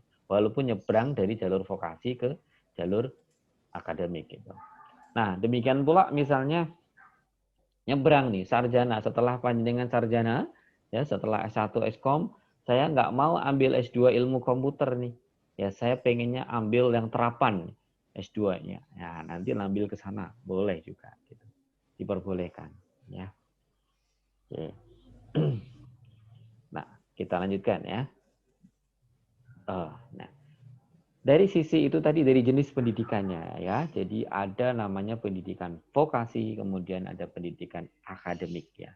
Nah, kemudian dari bentuk perguruan tingginya, ternyata bentuk perguruan tinggi di Indonesia itu bermacam-macam ya. Ada yang disebut dengan akademi komunitas. Jadi akademi komunitas itu perguruan tinggi yang paling kecil. Akademi komunitas itu hanya boleh menyelenggarakan program vokasi D1 dan D2. Kemudian ada akademi, itu juga boleh menyelenggarakan vokasi sampai D4. Politeknik semua vokasi sampai dengan doktor terapan. Ya. Kemudian ada institut, ada universitas. Lebih jelasnya ke slide berikutnya ya. Oke, ini. Jadi ini juga perlu diketahui setelah kita menjadi mahasiswa, kita juga mesti paham. Kok di luaran sana tuh, atau dulu Universitas Bangsa, Vkom ini namanya kok bukan universitas ya. Dulu kok STEMIK gitu, Sekolah Tinggi Ilmu Komputer. Apa sih sebenarnya sekolah tinggi itu? Nah, di sini ada pengertiannya. Ya. Kemudian kita sering dengar nih ada akademi keperawatan, akademi prakamedis dulu yang Citra Medika yang gabung dengan UDB juga ini. Kemudian juga ada Politeknik Indonesia yang satu yayasan sama kita. Nah, itu kok Politeknik itu kampus apa toh? Nah, ini nanti saya jelaskan. Kemudian juga ada institut yang sering kita dengar itu kan universitas. Institut itu masih sering kita dengar. Tapi level berikutnya ini kadang-kadang beberapa itu ada yang belum begitu mengenal dengan baik. Nah, ini saya jelaskan satu persatu ya. Dari bentuk yang paling besar dulu, universitas seperti kita ini. Universitas Bangsa atau universitas itu adalah bentuk perguruan tinggi yang boleh menyelenggarakan semua program ya, baik vokasi maupun akademik dan semua jenjang ya. Semua program dan semua penjenjang gitu. Jadi ada S1, S2, S3 yang akademik boleh, yang vokasi dari D3, D4, magister terapan, doktor terapan boleh. Gitu ya. Kemudian yang profesi spesialis boleh. Ada pendidikan profesi SP1, SP2. Pendidikan profesi ini sementara kalau di Universitas Bangsa ini belum ada. Jadi di Universitas Bangsa ini sementara yang ada adalah D3 yang vokasinya, kemudian S1 gitu ya. D3-nya itu ada totalnya sekarang Vkom 2, Vikes itu 3 ya. Jadi D3-nya itu ada 5. Kemudian sarjananya itu berarti totalnya ada 11 gitu. Karena sekarang yang aktif ini ada 16 program studi di Universitas Bangsa. Ya. Nah, dalam waktu dekat kita juga akan mengusulkan atau sedang memproses ini izin untuk profesi, yaitu profesi apoteker, yang itu kelanjutan dari program studi farmasi, dan profesi nurse, itu kelanjutan dari program S1 keperawatan. Gitu. Nah, sementara kalau komputer sendiri ya, komputer sendiri ini, komputer itu tidak ada program profesinya. Jadi setelah S1 itu S2 komputer gitu ya. Nah, kita juga menargetkan di tahun 2023 itu kita sudah juga bisa mengusulkan atau membuat program studi S2 ilmu komputer atau S2 komputer gitu. Karena ini kami juga sedang, mungkin tadi Pak Rektor sudah menyampaikan ya, beberapa dosen kami itu kuliah di Malaysia, di University Kuala Lumpur mengambil S3. Ada juga yang kuliah nanti di dalam negeri. Nah, di total nanti teman-teman yang kuliah di komputer ini banyak ya. S3 ilmu komputer itu mungkin ada 6 sampai 7 atau 8 orang. Nah, harapannya nanti dengan sudah banyak yang S3 komputer itu nanti, maka kita bisa mendirikan atau mengajukan program studi S2 komputer ya. Semoga teman-teman kelas B dan C ini nanti begitu lulus ya 4 tahun lagi misalnya dari SMA sekarang atau 3 tahun setengah lagi, maka ketika lulus kita sudah memiliki program S2 sehingga kalau ingin melanjutkan lagi, mengembangkan pendidikannya lagi itu tinggal langsung masuk ke Universitas Bangsa dengan berbagai macam fasilitasnya nanti. Itu bentuk universitas ya. Kemudian yang kedua, universitas itu selain semua program dan semua jenjang pendidikan itu juga multi ilmu. Jadi semua rumpun ilmu boleh dibuka. Itu universitas. Bedanya itu dengan institut ya. Kalau institut ini bisa buka program akademik nih, S1 sampai S3. Vokasi juga bisa, profesi juga bisa. Tetapi bedanya sama universitas, institut itu hanya di satu rumpun keilmuan gitu. Contohnya di Solo ini misalnya ada Institut Seni Indonesia, ISI itu ya. Nah, dia bisa program akademik, bisa vokasi, bisa profesi. Semua jenjang bisa. Tetapi di sana hanya boleh di rumpun ilmu seni saja. Ini yang berbeda sama universitas. Kalau universitas semua rumpun. Ya, sosial boleh, ya, humaniora boleh, gitu ya. Kesehatan boleh, gitu. Universitas. Tapi kalau institut seperti itu. Sekolah tinggi itu kecil lagi, ya, tidak lagi rumpun ilmu, tetapi bidang ilmu, gitu. Jadi boleh membuat atau memiliki prodi akademik vokasi profesi, tetapi hanya pada bidang keilmuan tertentu saja. Nah dulu misalnya Vkom ini dulu namanya Setimik Duta Bangsa. Nah Setimik itu Sekolah Tinggi Manajemen Informatika dan Komputer. Artinya itu hanya bidang ilmu komputer saja. Nah makanya sekarang menjadi Fakultas Ilmu Komputer kalau setelah di universitas. Jadi di fakultas ini juga hanya komputer saja. Tetapi di Universitas Duta Bangsa itu ada fakultas manajemen hukum bisnis, ada fakultas kesehatan, kemudian juga ada fakultas sains dan teknologi gitu. Dan itu isinya berbagai macam program studi dari sekian berbagai macam rumpun keilmuan. Itu ya. Kemudian ada lagi yang akademi. Kalau akademi ini lebih kecil dari sekolah tinggi. Ini sub keilmuan ya. Nah, seperti kalau akademi rekam medis berarti hanya rekam medis saja. Akademi kebidanan berarti kebidanan saja. Akademi keperawatan berarti keperawatan saja. Akademi manajemen informatika komputer berarti ya juga komputer saja. Nah, spesifik sangat kecil gitu. Dan hanya boleh D1 sampai D4 saja. Hanya vokasi D1 sampai D4. Nah, akademi komunitas lebih kecil lagi, lebih spesifik lagi, yaitu D1 dan D2 saja gitu. Oke, kita lanjutkan ya. Saya harapkan udah paham nih bentuk-bentuk perguruan tinggi, sehingga kalau ngobrol di luar, ada berita di luar, ada omongan-omongan di luar gitu ya. Setelah menjadi mahasiswa UDB ini paham semuanya. Oh, itu sekolah tinggi itu begini loh. Oh, itu akademi itu kayak gini. Oh, itu institut begini gitu ya. Oke, ini perlu dipahami di sistem pendidikan tinggi di Indonesia. Saya lanjutkan lagi. Ya. Berikutnya ini adalah tentang otonomi. Bapak Ibu dan teman-teman semuanya, tadi sudah saya sampaikan ya, kalau pendidikan tinggi ini dikelola dengan otonom. Sudah ada undang-undangnya namanya Undang-Undang Dikti ya, Undang-Undang Pendidikan Tinggi nomor 12 tahun 2012. Nah, kalau otonominya perguruan tinggi negeri sudahlah, ini tidak perlu saya bahas. Tetapi yang jelas ada otonomi yang sama antara otonomi di PTN sama otonomi di PTS. Nah, kita kan perguruan tinggi swasta. Apa yang sama kalau kita lihat di dua bagian ini, yaitu otonomi bidang akademiknya. Gitu ya. Kalau saya lihat ke PTS di sini, nah ini sama juga otonomi bidang akademiknya itu sama. Artinya sudah ada satu undang-undang yang sama, Undang-Undang Dikti, diterjemahkan dengan standar nasional pendidikan tinggi dan sebagainya oleh peraturan menteri dan lainnya, sampai peraturan Dirjen, sampai ke bawah peraturan misalnya LL Dikti dan sebagainya. Jadi sama persis. Itu antara Universitas PTN maupun PTS. Itu yang secara akademik. Sehingga akreditasinya pun sama gitu ya. Pengakuannya sama. Jadi kalau akreditasi B di perguruan tinggi kita, teknik informatikanya UDB B, teknik informatikanya UNSB, itu berarti sama. Gitu. Tidak ada bedanya. Karena apa? Karena otonomi akademiknya itu diatur dengan peraturan perundangan yang sama, standar yang sama. Nah, yang membedakan adalah peraturan otonomi di bidang non-akademiknya. Kalau non-akademiknya, ya, di PTN itu tentu diatur oleh pemerintah, ya, melalui beberapa peraturannya.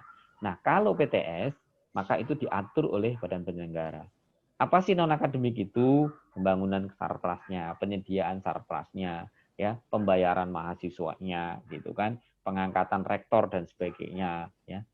Siapa yang menjadi dekan, siapa yang menjadi rektor, dan sebagainya itu non-akademik. Nah, itu kewenangannya adalah ada di badan penyelenggara, termasuk pengembangan kampusnya, ya, keuangan dan sebagainya, itu ada di Sarpras, itu ada di badan penyelenggara, gitu, atau ada di yayasan. Nah, yayasan kita yang menaungi Universitas Bangsa ini namanya Yayasan Kusuma Bangsa Adi Prakarsa, ya, yang mendirikan Universitas Bangsa.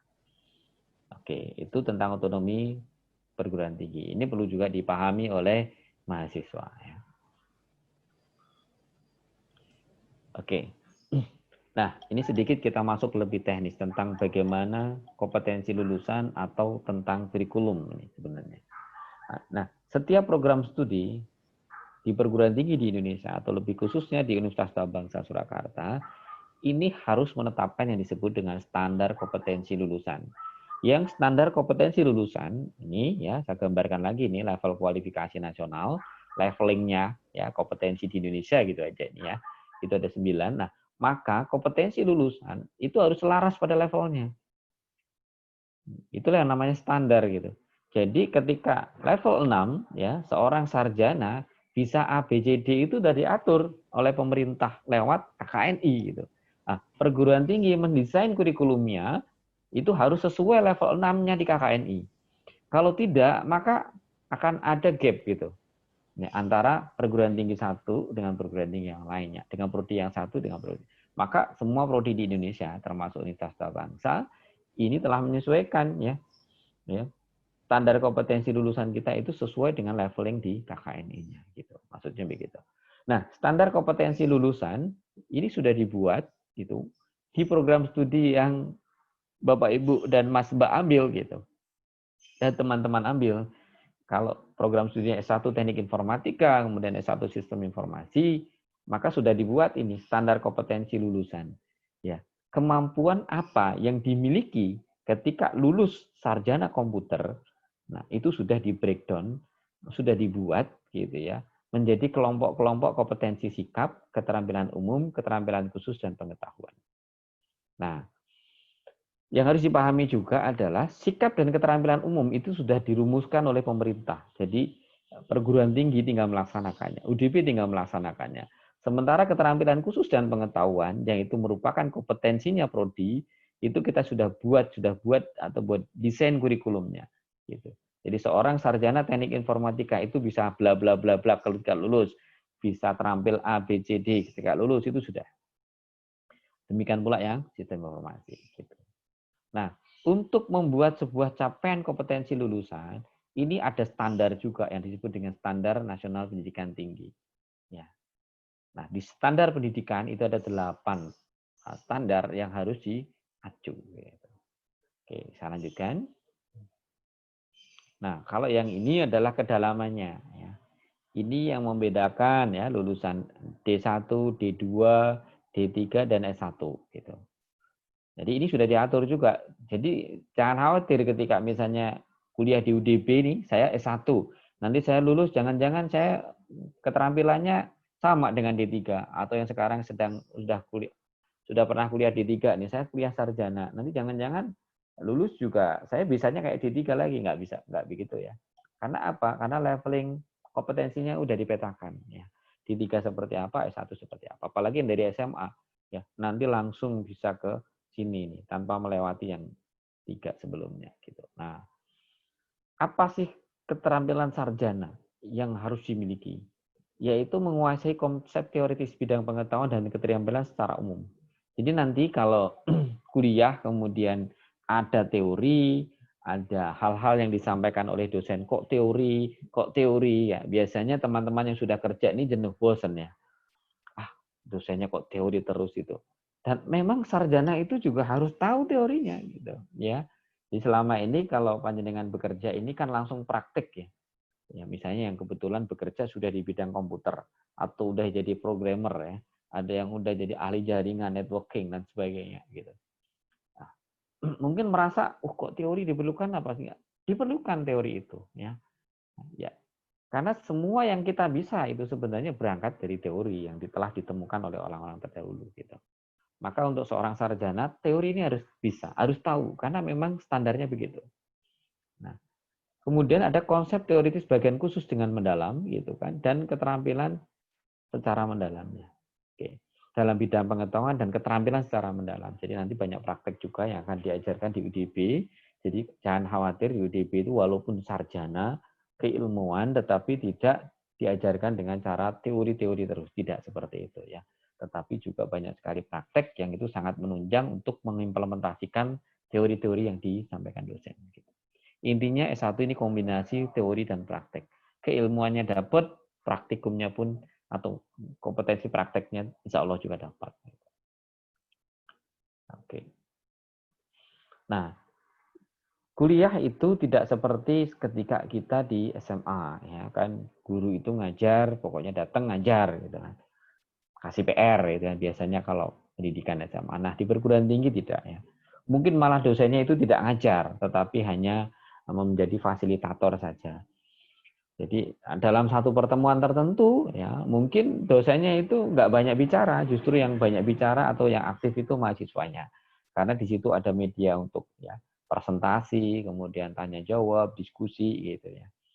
Dan lain-lainnya. Jadi intinya dalam kegiatan perkuliahan ini macam-macam ya bentuk kuliahnya, kemudian juga dengan metode yang bermacam-macam juga. Kemudian karena ini kita di masa pandemi, maka di UDB juga dalam semester ini kita masih menggunakan atau menyelenggarakan kuliah secara daring.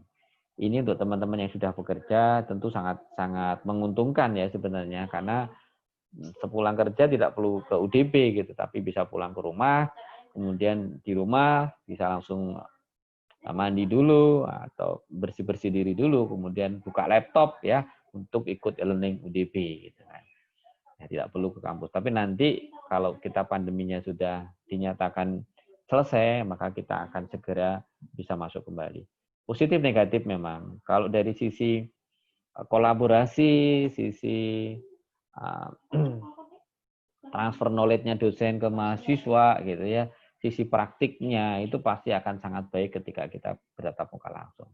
Tetapi apa boleh buat gitu karena pandemi melarang kita untuk bertatap muka langsung, maka masih dengan e-learning. Ya. Kemudian yang boleh tatap muka langsung itu hanya di Prodi Kesehatan kalau di Universitas Bangsa, itu pun hanya khusus untuk praktikum farmasi, praktikum kebidanan, dan praktikum keperawatan. Dan itu juga hanya ditaruh di akhir semester, hanya sekitar 1 bulan, dan dengan protokol kesehatan yang sangat ketat. Ya. Karena itu adalah praktikum yang tidak bisa digantikan di rumah. Gitu. Nah, sementara untuk Fakultas Komputer kita sudah memutuskan bahwa bentuk perkuliahnya full online, full daring gitu. Dari rumah gitu. Kenapa? Karena lab-nya itu sebenarnya adalah laptop masing-masing gitu. Jadi lab Vkom itu masih bisa digantikan dengan yang ada di rumah, yaitu PC atau laptop masing-masing mahasiswa. Atau bahkan beberapa itu menggunakan handphone untuk praktikumnya. Oke. Nah, ini jadi bentuk pembelajaran nanti macam-macam. Jadi jangan kaget ketika dosennya itu pakai proyek BIS. Gitu. Proyek BIS itu misalnya dosen komputer nanti beberapa kali pertemuan mungkin kuliah, habis itu diberikan studi kasus, diberikan proyek, mahasiswa suruh membuat kelompok atau secara mandiri, membuat proyek sebuah program, sebuah sistem, lalu dipresentasikan, kemudian dipertanggungjawabkan, didiskusikan, kemudian dinilai. Kalau proyeknya nggak jadi, nggak lulus nih. Kalau proyeknya jadi lulus, misalnya seperti itu bisa terjadi. Dan itu sangat baik sekali gitu, untuk menunjang kompetensi kita di bidang komputer. Gitu. Dan lain-lainnya bentuk pembelajarannya. Jadi intinya tidak seperti di SMA. Ada penelitian, pengabdian, ada praktikum. Bahkan yang sekarang, ya ini yang saya tunjuk ini, bahkan yang sekarang kebijakan yang terbaru, ini dari menterinya Pak Nadiem tadi disebut-sebut Pak Rektor, ya bosnya Gojek lalu jadi Menteri Pendidikan kita, membuat sebuah gebrakan yang luar biasa yang disebut dengan Merdeka Belajar Kampus Merdeka. Ini berangkat dari keprihatinan Pak Nadiem, keprihatinan para tokoh pendidikan di Indonesia, bahwa lulusan-lulusan sarjana di Indonesia itu tidak kompeten atau kurang bisa menyesuaikan diri dengan tuntutan dunia kerja. Gitu. Karena itu dibuat konsep Merdeka Belajar dan Kampus Merdeka. Pada intinya begini teman-teman semua, kebijakan ini adalah memberikan peluang atau memberi kesempatan mahasiswa untuk belajar di luar kampus sekitar 3 semester. Gitu. Memberikan kebebasan atau memberikan kesempatan untuk mahasiswa belajar di luar kampus itu 3 semester. Gitu. Itu yang disebut dengan Merdeka Belajar dan Kampus Merdeka. Gitu. Nah, kalau di Universitas Bangsa, kita sudah desain ya kurikulum kita, nanti tidak kita ambil sepenuhnya 3 semester. Yang di luar kampus itu hanya nanti 3 bulan kali 3. Gitu. Jadi 3 bulan KKN, 3 bulan, 6 bulannya adalah magang. Ya. KKN-nya 3 bulan dan magangnya di industri itu sekitar 6 bulan. Gitu. Nah, 6 bulannya pun diambil 3 bulan, sehingga totalnya itu ada 9 bulan. Ya. Tidak 3 semester. Gitu. Nah, teman-teman semua, jadi khusus yang kelas B dan C, karena panjenengan ini udah pada bekerja dan lain sebagainya, tentunya untuk mengikuti program Merdeka Belajar dan Kampus Merdeka yang nanti diterapkan di kurikulum Universitas Bangsa ini kan tidak bisa maksimal. Karena itu nanti jangan khawatir, untuk kelas B dan C kita berikan beberapa kebijakan khusus ya tentang bagaimana mengimplementasikan Merdeka Belajar dan Kampus Merdeka ini. Nah, kegiatan di Merdeka Belajar Kampus Merdeka ini banyak sekali ya. Ada pertukaran mahasiswa, ada magang, ya kan, ada penelitian, ada proyek kemanusiaan, ada kegiatan-kegiatan. Nah, ada kegiatan entrepreneurship, kewirausahaan dan sebagainya. Kalau di Universitas Bangsa itu nanti yang sekarang kita desain kurikulumnya, kita mengambil 4 kegiatan. Yaitu ada kegiatan magang, ada kegiatan KKN, yang pertama KKN tematik, ada kegiatan magang, kemudian ada kegiatan penelitian, dan ada kegiatan entrepreneurship. Jadi setiap mahasiswa Universitas Bangsa, ya, baik reguler maupun kelas BC, itu nanti diberi kesempatan, istilahnya itu minatnya mau kemana. Gitu.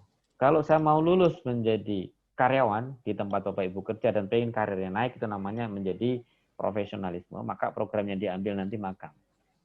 Tapi kalau saya pengen berwirausaha atau sekarang sudah berwirausaha, ya, kemudian pengen wirausaha itu dinaikkan lagi, ditingkatkan lagi, nanti mengambilnya program entrepreneur.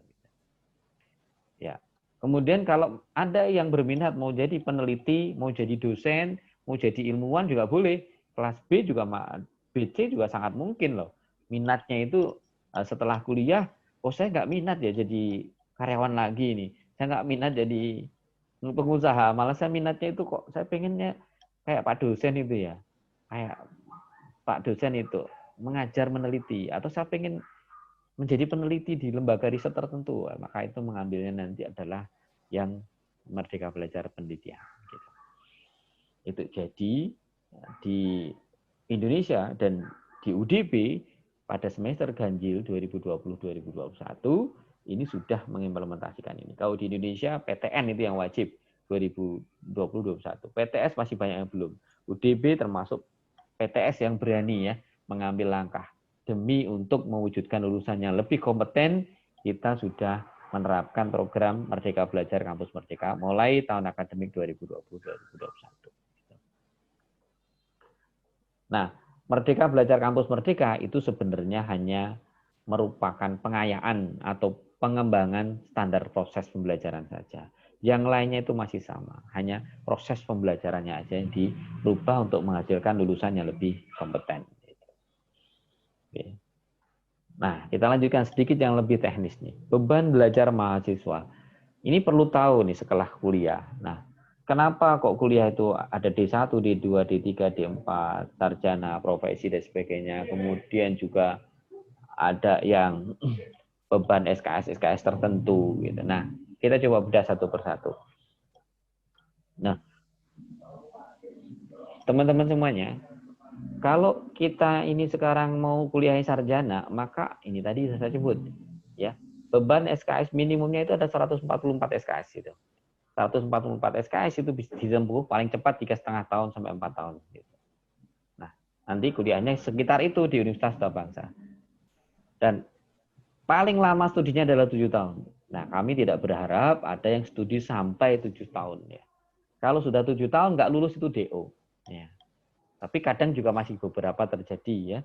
Karena kuliah, keasikan kerja, skripsi nggak dikerjakan, sudah sekian kali dipanggil oleh kampus, oleh dosen, oleh pembimbing dan sebagainya, kan masih belum, terus akhirnya sampai kelewatan nih, 4 tahun lewat, 5 tahun lewat. Nah, kalau sudah sampai 7 tahun maka DO. Itu kalau sarjana.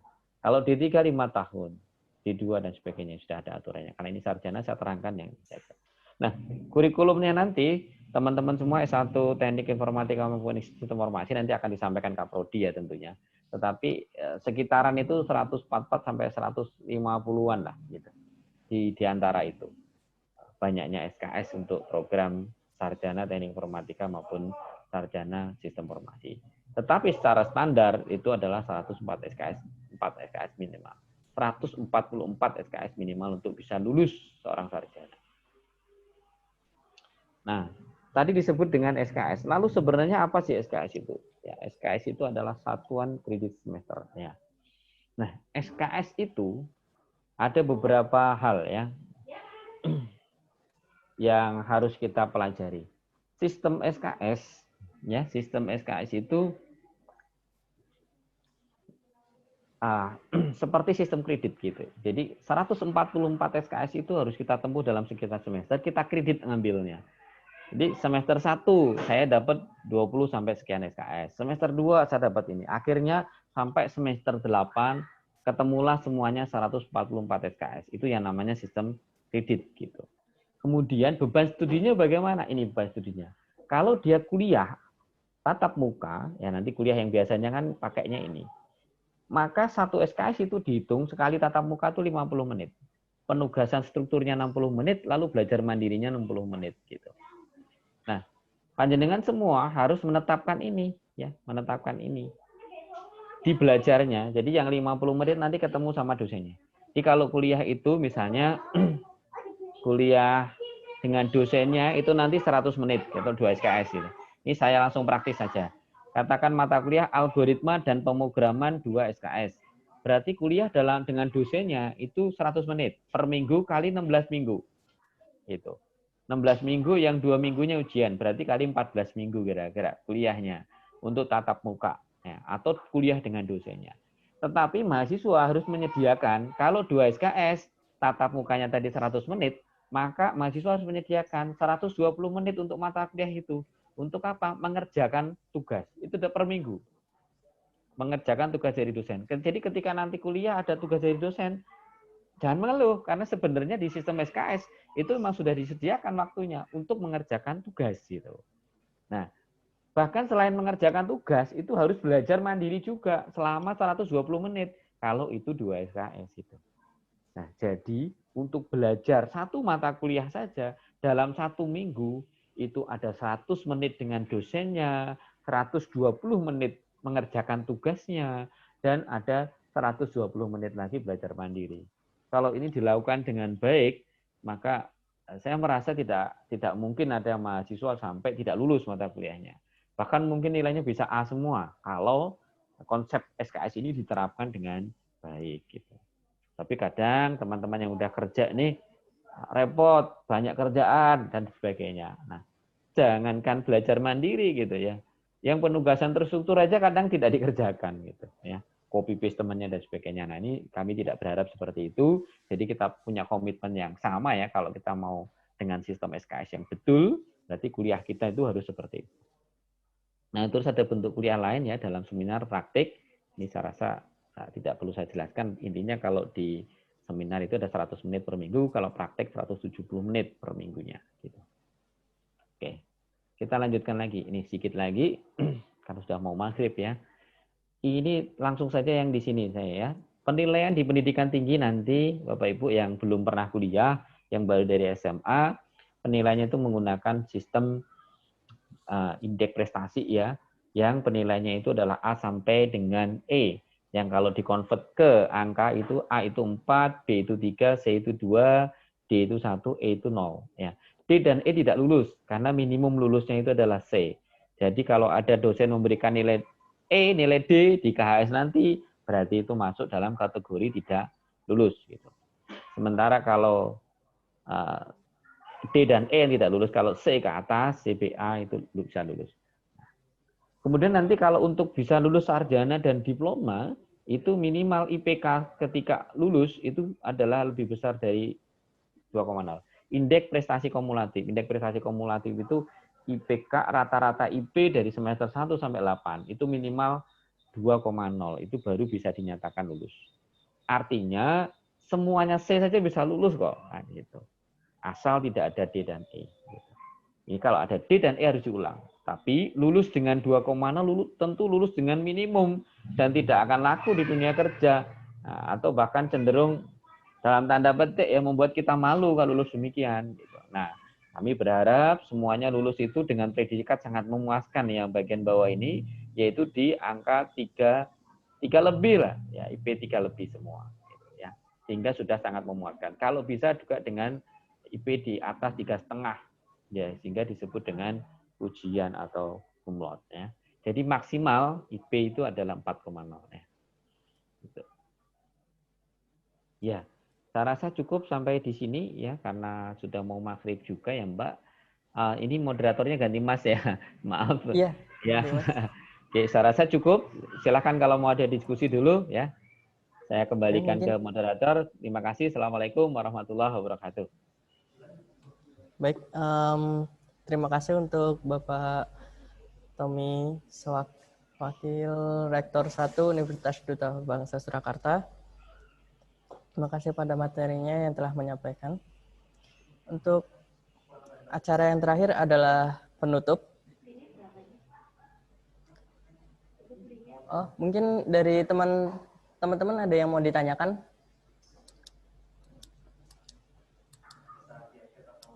Bisa via chat atau langsung raise hand biar langsung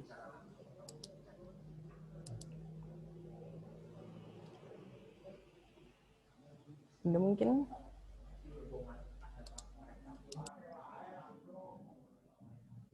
Mumpung ada Pak Warek 1 nih, ayo ada yang mau ditanyakan nggak? Baik yang tadi materi yang disampaikan atau mau tanya soal lain ya nggak apa-apa. Ya, boleh. Soal lain juga nggak apa-apa. Nah. Tentang akademik, boleh. Kemahasiswaan, boleh. Ayo, adakah?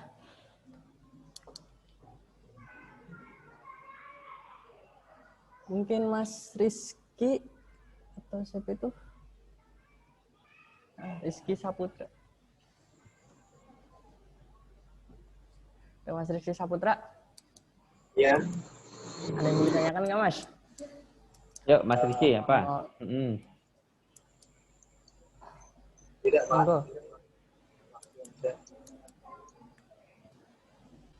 Udah jelas, Mas Rizky, materinya? Ya, bagus. Terima kasih, Mas Rizky. Ya. Mungkin ada lagi yang lainnya?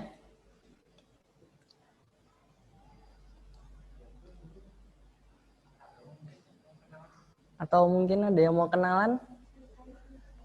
Kenalan dengan Pak Wakil Rektor? Silakan, boleh ya mau kenalan. Sama-sama mudanya loh, Mas, Mbak. Iyalah. Di sini masih kelihatan muda, Pak. Iya. Terima kasih.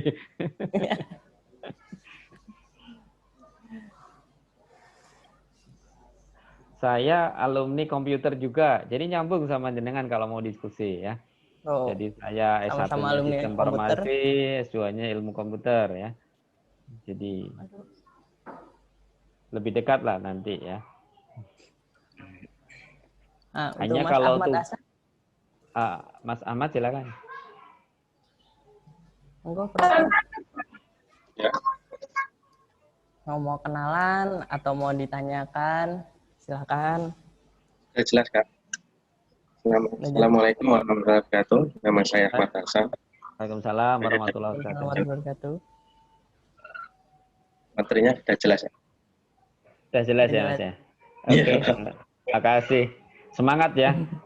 Woi, calon sarjana komputer tuh harus semangat. Ini revolusi industri 4.0, ini adalah masa keemasan bagi program studi informatika ilmu komputer ya. Jadi sudah tepat sekali teman-teman ini kuliah lagi di komputer, itu sangat tepat ya.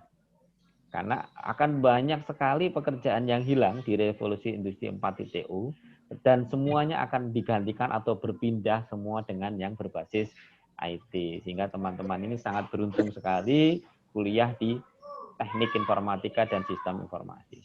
Gitu ya. Sebuah kompetensi yang sangat dibutuhkan untuk masa depan di era revolusi industri 4.0 ya. Gitu. Baik, mungkin teman yang lain pada capek apa gimana ini? Sudah maghrib masalahnya. Oh iya benar, iya mungkin Pak. Ya, mungkin untuk mempersingkat waktu, untuk Pak Wakil Rektor Universitas Duta Bangsa Surakarta, sekali lagi saya ucapkan terima kasih. Terima kasih sebanyak-banyaknya. Ya, sama-sama. Langsung aja, selanjutnya acara yang terakhir adalah penutup. Marilah kita tutup acara pada hari ini dengan membaca hamdalah bersama-sama. Alhamdulillahirabbil alamin. Terima kasih kepada seluruh peserta yang telah hadir di acara PKKMB 2020 Fakultas Ilmu Komputer Universitas Duta Bangsa Surakarta. Sampai jumpa di lain kesempatan. Saya sendiri, wassalamualaikum warahmatullahi wabarakatuh. Oke, untuk teman-teman jangan lupa besok untuk tetap standby lagi di Zoom dan tunggu informasi lagi dari panitia ya. Terima kasih.